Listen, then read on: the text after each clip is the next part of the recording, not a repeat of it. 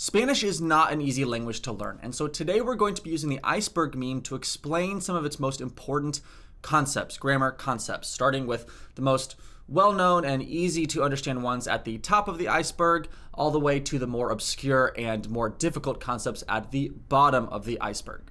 First up, gender and number. In Spanish, nouns can either be masculine or feminine, aka they end in an O if it's masculine, and 9 times out of 10 end in an A if it's feminine.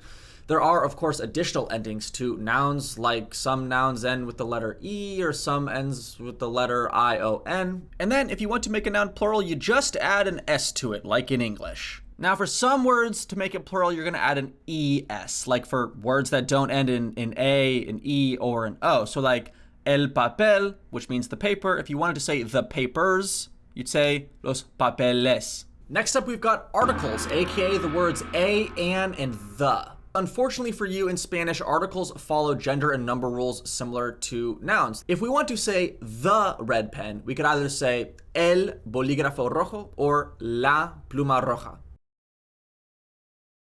Now to make this plural, we use either los for masculine cases or las for feminine cases. So it would be los bolígrafos rojos or las plumas rojas. And using this new knowledge, you can determine the same thing for a or an. So unas plumas rojas, unos bolígrafos rojos. Now, in English, we would never say a red pens, plural. So you might be confused when to use unos or unas, and the answer simply is that they mean the word some. So it would be more like some red pens.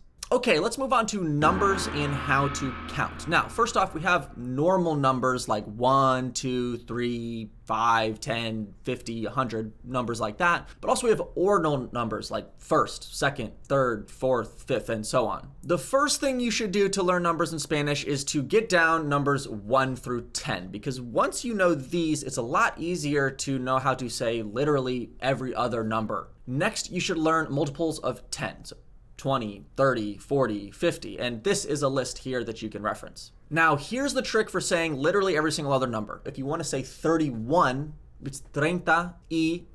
So you just add the E in there, so 30 and 1. So using that logic, what do you think the number for 59 is?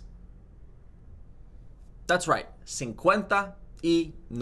Unfortunately for you, numbers 11 through 15 decided to be special and they have their own names. So instead of 11 being 10 y 1, which would make sense, it's actually 11. 12 is 12, 13 is 13, 14 is 14, and 15 is 15. But starting at 16, it goes back to the normal rules. All right, let's go over ordinal numbers real quick. Here's a list of all of them. If you want to save time, again, I would just focus on learning like the first 5, really like the first 3.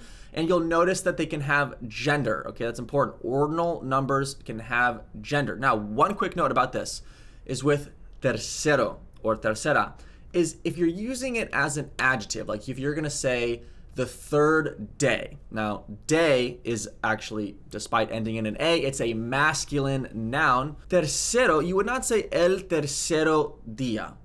It's el tercer día. All right, let's switch it up a bit and talk about some of the most important and commonly used words. Question words. Who, what, when, where, and why. Or in Spanish, quién, qué, cuándo, dónde, por qué, and cómo. Now, of course, you need to memorize these words, but you also need to know some quirks that come with a couple of them. So let's talk about that. First up, quién, or who, can actually also be plural. The plural form is quiénes. Second, dónde, or where, sometimes has the letter A in front of it and might sound like a dónde. A in Spanish means to. So a dónde literally means where to. You'll use this when asking about going somewhere. For example, let's say someone is leaving the house and you would say, a dónde vas? Where are you going to? Or like, let's say you want to go out with your friends. You haven't picked a restaurant yet, so you say, ¿a dónde vamos? Third, por qué, which means why, can actually also mean because. So for example, let's say that you're laughing at me and I say, ¿por qué te ríes? Okay, why are you laughing? And then you would answer, ¿por qué te ves loco? Because you look crazy. The fourth quirk about question words is with cómo, or how, which can actually also mean what. But in the context of when someone says something and you maybe didn't understand them, or you didn't quite hear what they said, in English, we would say, what? Or like, what did you say? But an extremely common way to say this in Spanish is como, como, which can throw beginners off because you learn that como means how, but really you're like, what? All right, mente, words that end in mente.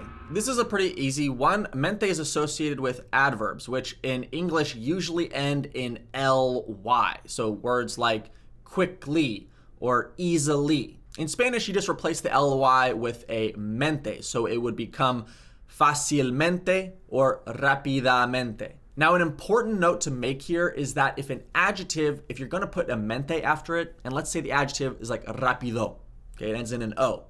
Before you put that mente, it's got to be switched to an A. So it's not rapidamente, it's rapidamente, rapidamente. All right, AR, ER, and IR verbs. It's time to go over the first verbs related concept on this iceberg. We're gonna start off dead simple, okay? We're just barely getting our toes in the water here. All you need to know right now is that verbs in Spanish either end in AR, ER, or IR. Now in English, verbs can end in anything. To run, to swim, to sneeze, to deliver. Like there's all of these endings, but in Spanish, you've only got AR, ER, and IR. Next up, pronouns, aka I, you, he, she, it, we, you all, y'all, you guys, depending on where you speak English from. This table shows you how to say these in Spanish, but you might notice something different. Usted and ustedes. Well, again, unfortunately for you, Spanish has the concept of formal and informal literally baked into its grammar. Usted and ustedes means you, usted means you, and ustedes means you all, like you plural, but in a more formal sense. Also in some other countries like Argentina or Uruguay, they use another pronoun, which is vos, which means you, and it has a slightly different conjugation for the verbs. You don't really need to know that, okay, to be understood and to understand. So you'll be fine. Also real quick, let's touch on possessive pronouns, aka my, your, his, her, its, our, your, and their. In Spanish, this table looks like this, and the usage is exactly the same. The only thing to be aware of is that this can be plural. So if I say my dog is happy, mi perro está feliz, or I say my dogs are happy, then it would be mis perros están felices.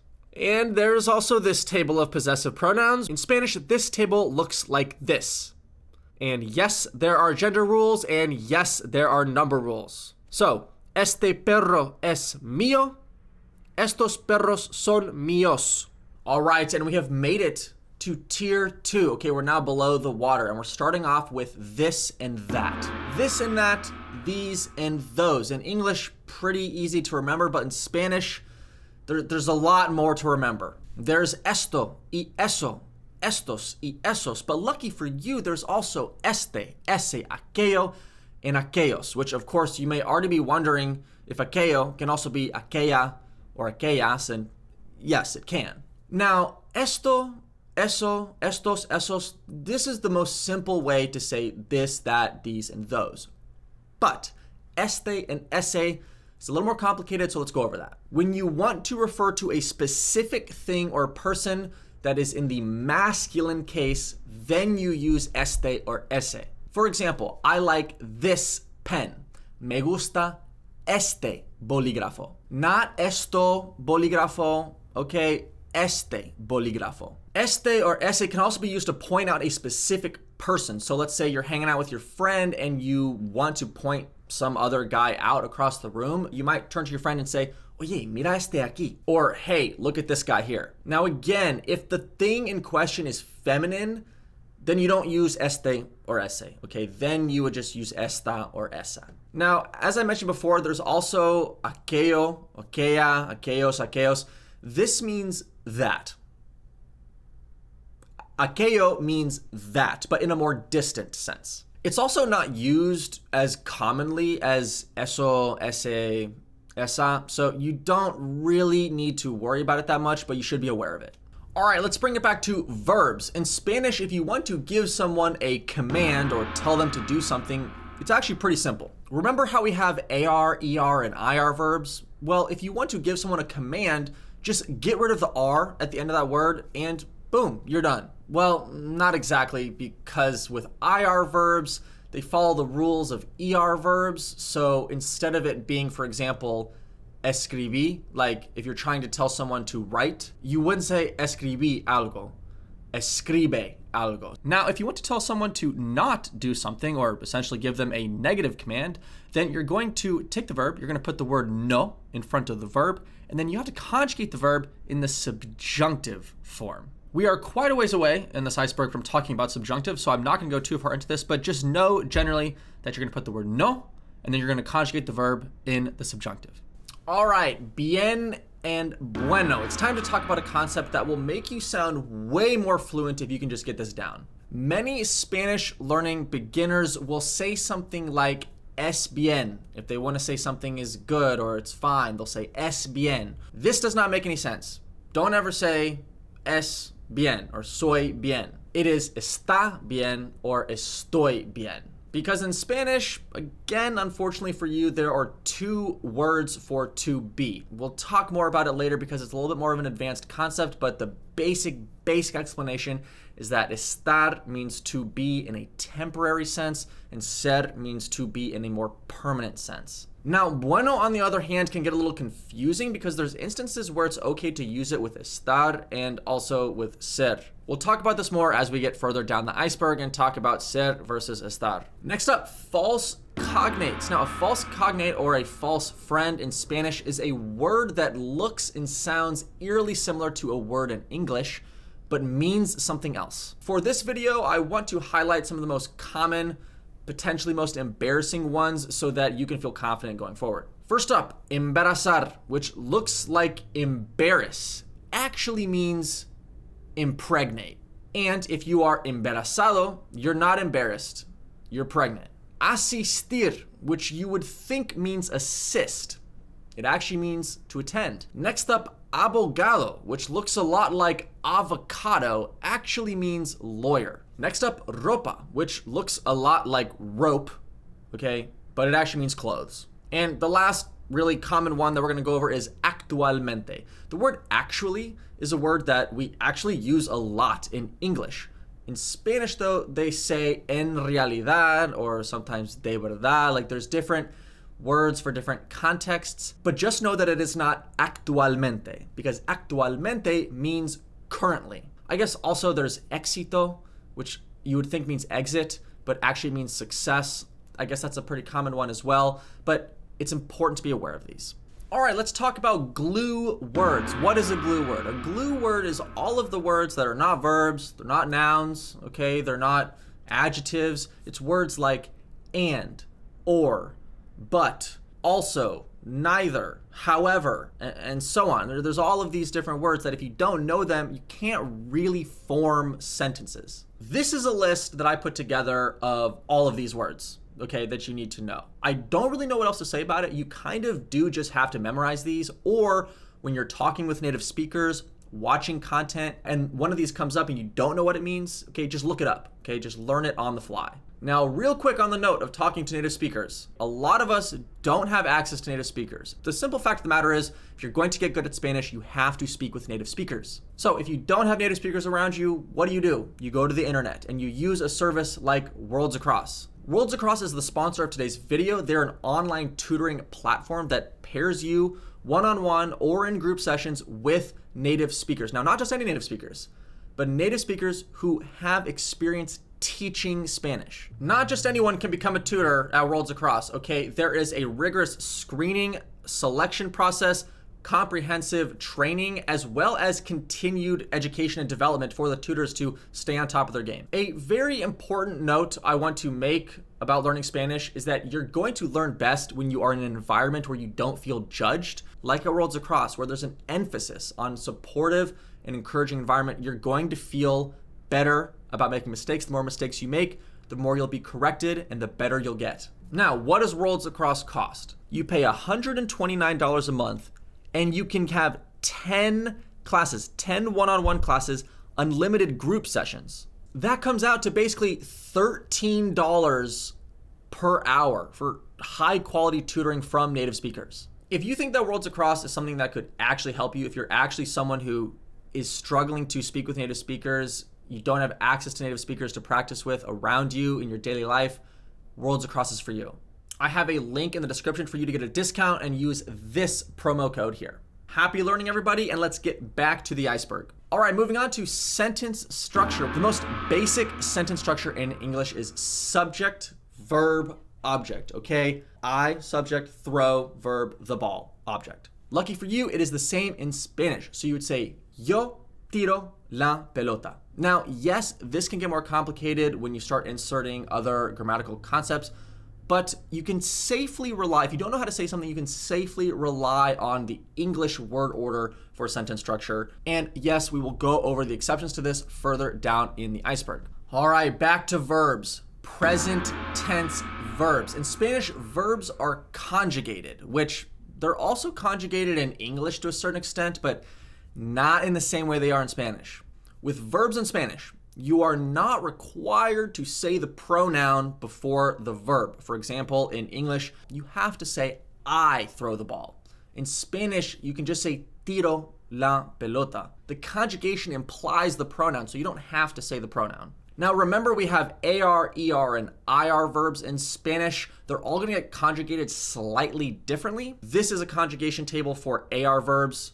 This is the one for ER, and this is the one for IR.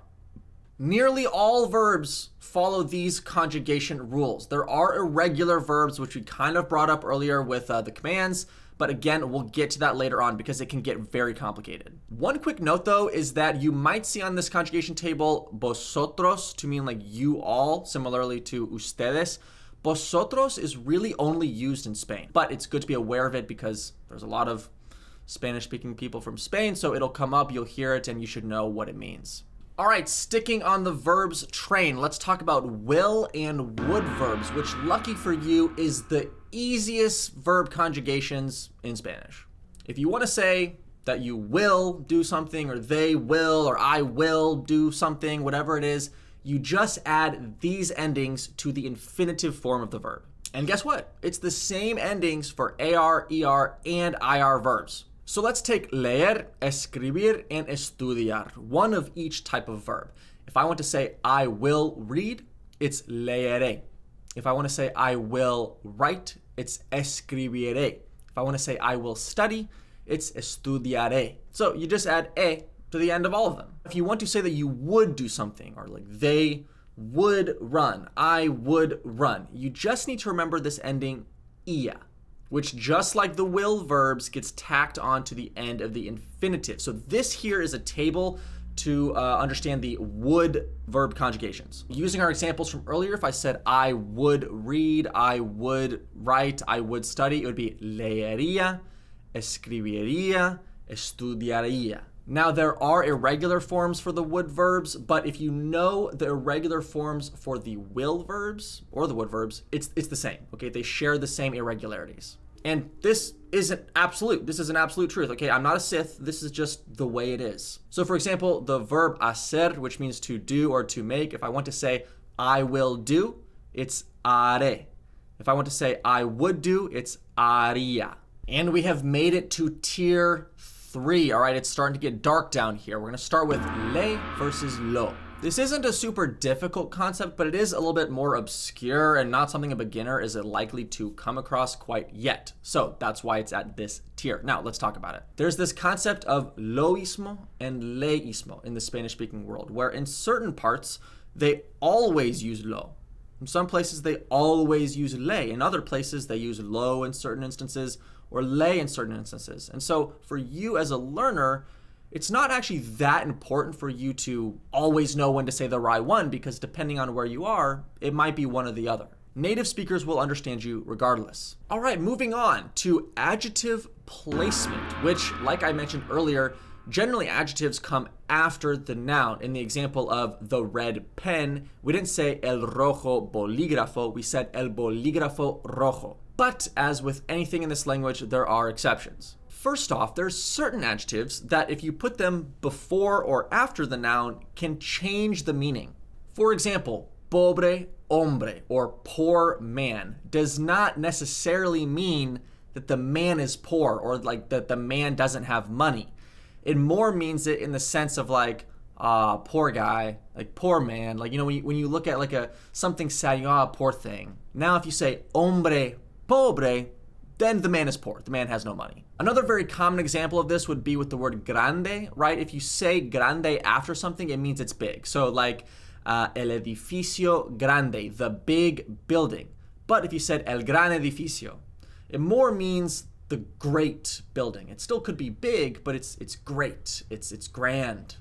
Another pretty common example of this is sometimes you would put the adjective before the noun to give emphasis. And the best example of this that I can think of is if you say, hay un problema pequeño. This means there's a small problem. But if you want to say, well, there's a small problem, you would say, pues hay un pequeño problema. You might be wondering why I put pequeño, not pequeñas, because problema, despite ending in an A, is masculine. All right, it's time to talk about ser versus estar, both of which mean to be but are used in different situations. If you want the easy surface level trick to know when to use which one, estar is temporary, ser is permanent. So for example, in Spanish, it's grammatically correct to say both estoy triste and soy triste. You can be estoy triste, like I'm sad, in the moment. Okay, that's what that means. Estoy triste temporarily, and right now I'm sad. But if you say soy triste, that means that you are a sad person.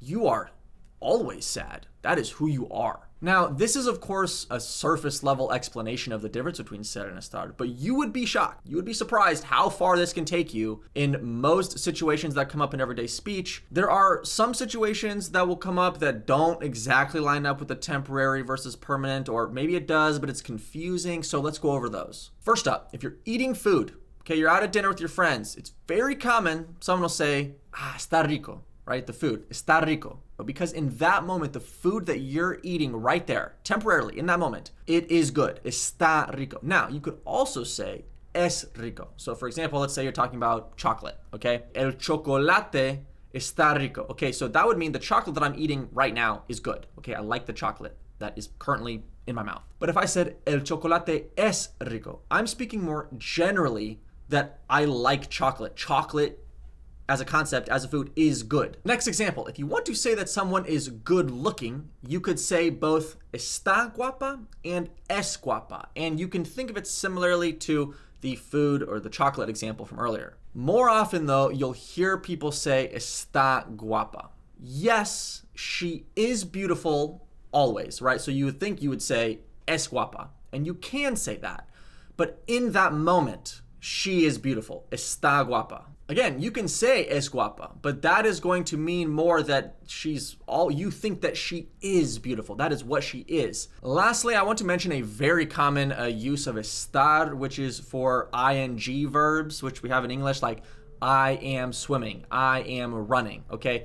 You're always going to use estar for this in Spanish, right? Because it's I am running. Estoy corriendo. Tú estás viendo este video. All right, moving on to por versus para. There are many, many differences between por and para, both of which mean for, but can also mean by, or to, or through, or because of. It can get really complicated, so I'm going to show you the most common examples in everyday speech where this will come up. When you do something for a duration of time, you do it por un tiempo.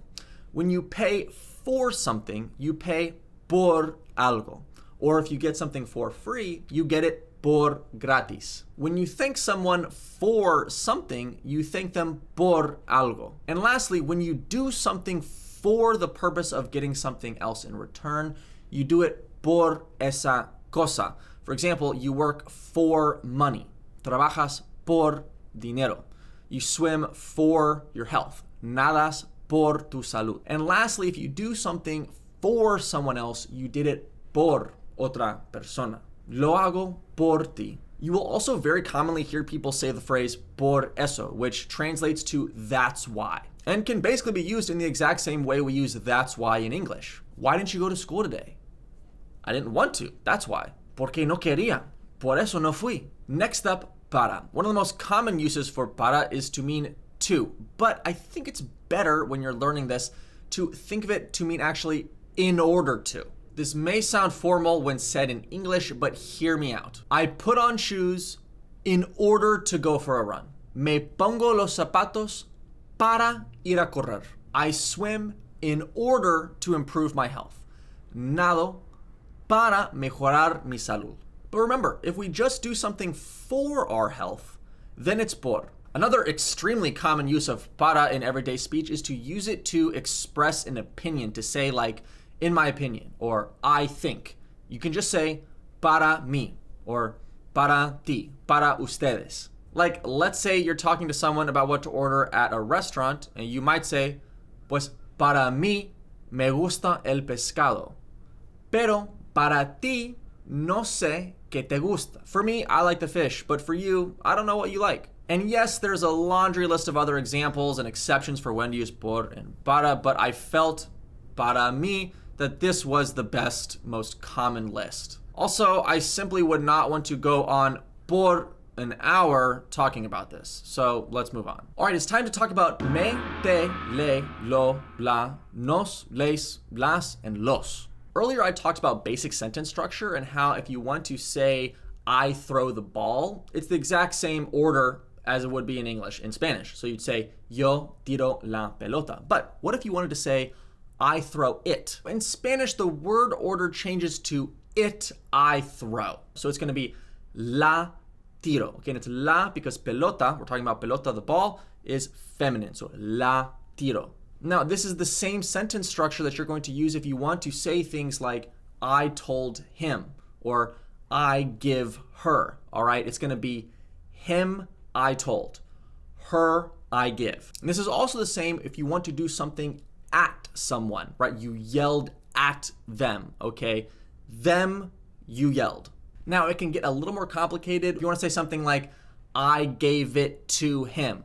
You've got I gave it to him, okay? There's 3 pronouns going on. So it would be yo se lo di. So when you've got 2 of those, so you want to say it to him, or you gave it to him, then that le, which would mean him, changes to a se, and then it is either lo or la. All right, moving on to me gusta. Now, why am I talking about me gusta this far down the list, considering it's one of the things other than like hola or like donde está el baño that most English speakers seem to already know. If you're using the example of how other verbs are conjugated, if you want to say, for example, I like it, you might think correctly it would be conjugated lo gusto, right? If gustar means to like and lo means it, and we know that lo has to come before the verb, then we would think it's lo gusto, okay? But it's me gusta. For the purposes of getting this concept down, it's better to think of gustar as meaning to please,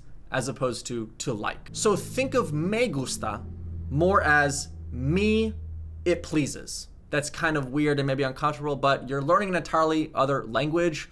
There's a lot of weird things that are not the same in English, so you just kind of got to get used to it. So if you wanted to say something like, she likes us, okay, really what you're saying is, her we please. And now we can start to form the correct grammar a little easier. So it's going to be, if it's her we please, her is going to be le, and then we please would be gustamos. So le gustamos. And again, when you're using the verb gustar, even if you want to say it, okay, you're always going to say le. All right, it's time for tier 4. We're in the deep here, okay? We're not all the way down, but we're getting there. It's freezing cold. First up, we've got irregular verbs. Some verbs like nadar, when they're conjugated, nothing changes about it. It's just conjugated normally, it's regular. But then you have verbs like tener, which this is their conjugation table, and you'll notice that it's not conjugated regularly. And I'd like to go a little more in depth on this. Let's go over some of the most common things to be aware of when dealing with irregular verbs. First up, the most irregular verb of all, ser. Now, if its conjugations were based on the standard ER table, it might look like this, but instead it looks like this. I know this is daunting, especially for English speakers, but the more you expose yourself to it, the more you get used to it, it's really not that difficult. All right, let's go over the more common types of irregular verbs. All right, so some irregular verbs in the present I form, okay, so like I put, are going to end in go. You would think if it was a regular verb, poner, would become pono. It's pongo. Also for the verb tener, to have, it's tengo, not teno, tengo. And of course, there's other ones. This is a list of all of them. Feel free to come back to this video and reference this for later. Now, to piggyback off of this, there are some verbs that in the present yo form are irregular, but don't have the go ending. This is that list of verbs and their conjugations in the yo form. I want to point out some that are more common though, so you can focus your energy in the right place. If you want to say I know, this is super common, I know. Yo sé, okay? To know is saber, but I know is yo sé. Now the rest of the conjugations for saber are regular, but I know, yo sé. Also extremely common is I see, like I see that. Yo veo, not yo bo, right? Because ver, which is to see, you would think if it was regular, it would be bo, but it's veo. Next up, some verbs that have an E in them, like mentir or venir, get an I added before the E in all cases except nosotros. I know this sounds like we're really in the weeds here, but we are pretty far down the iceberg. Now, this is the same concept for a bunch of other verbs that have an E in them, except that the E just changes to an I, and the E just goes away entirely. So for example, pedir, servir, repetir. Now again, you'll notice that the nosotros form is normal, okay? All right, lastly, some verbs that have an O in them, that O changes to a UE. For example, poder, which means to be able to or to can. You can see that once again, in every case except for nosotros, which is just podemos, which is what you would expect, the O changes to a UE. Puedo, puedes, puede, pueden. All right, time for past tense verbs, which are significantly more complicated in Spanish than they are in English. This is because the same verb in Spanish can be conjugated two different ways and have two different meanings. These two different ways are the preterite and imperfect.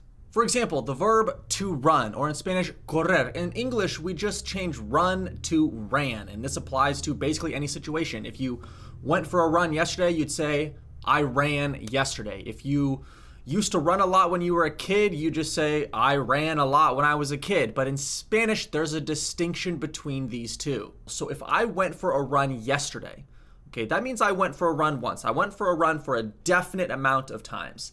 That is the preterite, and I would say corrí ayer. But in the example of saying I used to run a lot when I was a kid, I ran a lot before, but maybe now I don't have time, you're not really saying you went for a run one time. You went for a run in an indefinite amount of times, many times, probably more times than you even remember. In that situation, you would use the imperfect, which would be corría. All right, now let's get into some specific examples of when to use preterite versus imperfect, examples that are gonna come up a lot in daily speech.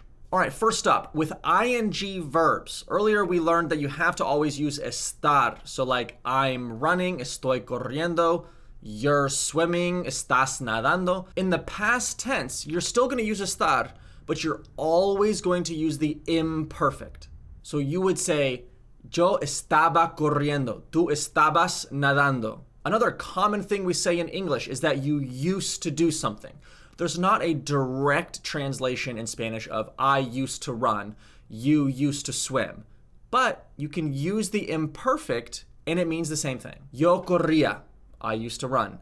Tú nadabas, you used to swim. Another very common thing that we say in English that people say in all languages really is, oh, I thought that you did the dishes, or I thought that this, I thought that. In Spanish, in the preterite, this would be pensé que, or in the imperfect, it'd be pensaba que. If you're trying to tell someone, for example, that, oh, you thought the concert started at 7 o'clock, or maybe you thought your roommate was gonna do the dishes, you thought whatever. As far as understanding, being understood, there really is no distinction here. Another extremely common use of the imperfect is going to be when you were telling someone how old you were in the past. Cuando tenía 10 años. Or for example, if I wanted to ask you how old were you when you learned to swim? This is a good example of using both imperfect and preterite. ¿Cuántos años tenías cuando aprendiste a nadar? So like I said before, you're always going to use the imperfect form of tener when you're telling someone how old you were or asking someone how old they were.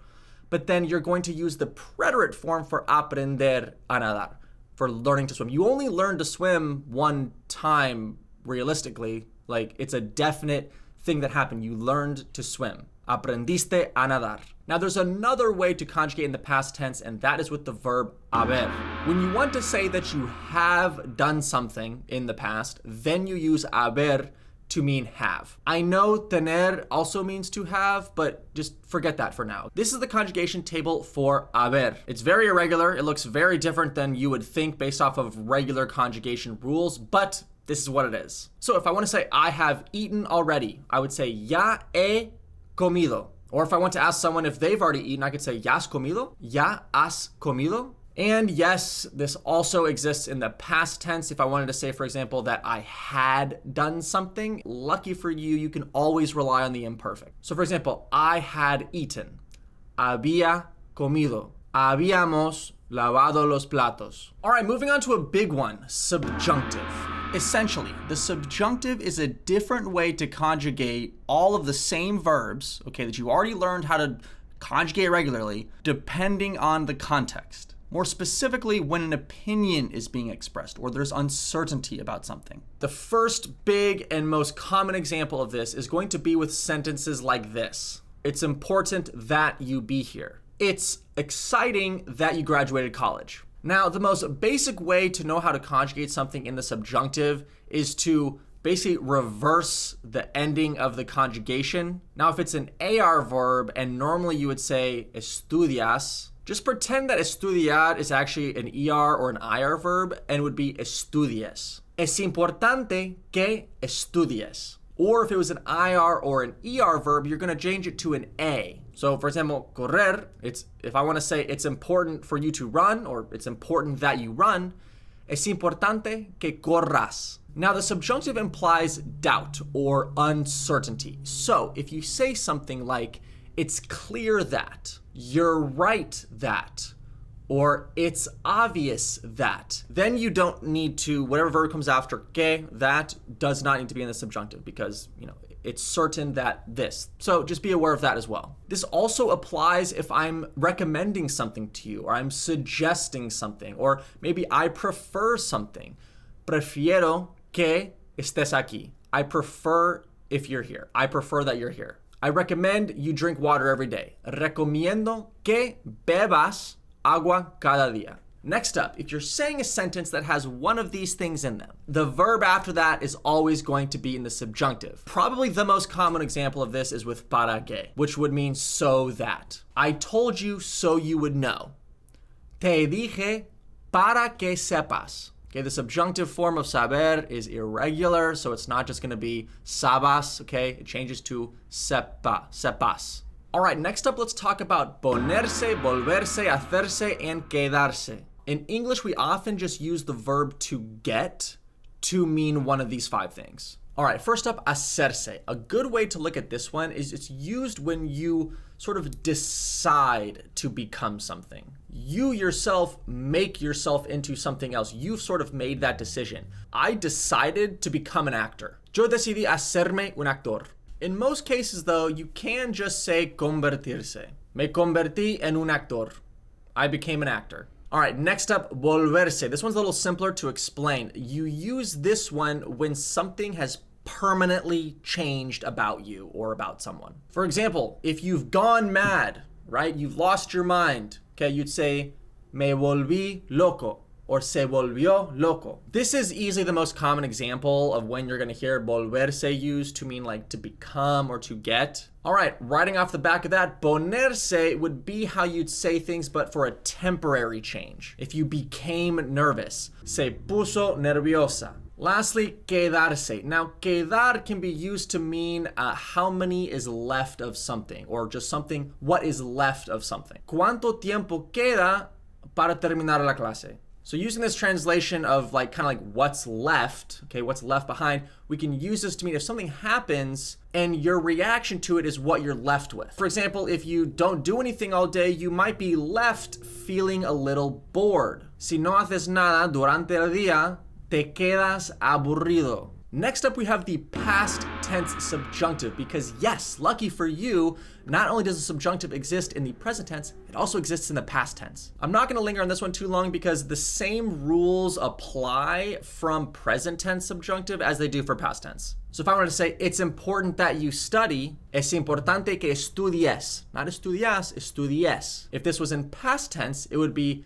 era importante que estudiaras. And we have finally reached the deepest, darkest part of the iceberg, which is talking to native speakers. In my 10 years of learning Spanish, this is the most difficult part of the language because you can learn all the vocab, you can learn all the grammar concepts we've already talked about, but actually putting it into practice is something else entirely, especially when you take into account that there are 21 Spanish-speaking countries, and further within those countries, there's different ways of speaking. And some of them are very different sounding. There is only one way to overcome this difficulty, and that is to expose yourself to as much natively spoken Spanish as possible. Because while the correct word to say we go might be vamos, a lot of times people are like vamos, vamos. Okay, they're gonna drop the S. And this happens in a lot of different types of Spanish.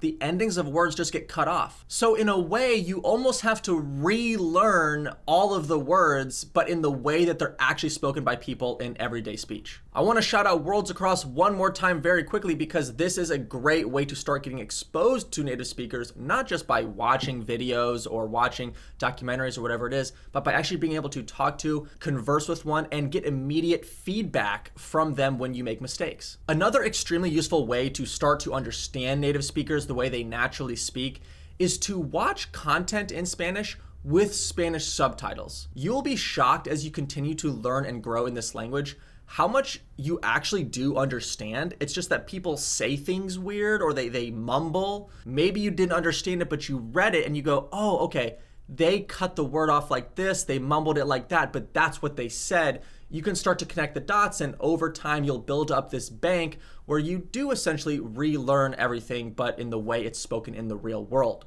And that, ladies and gentlemen, is the Spanish language grammar iceberg. I hope this has been helpful, and I will see you all in the next video.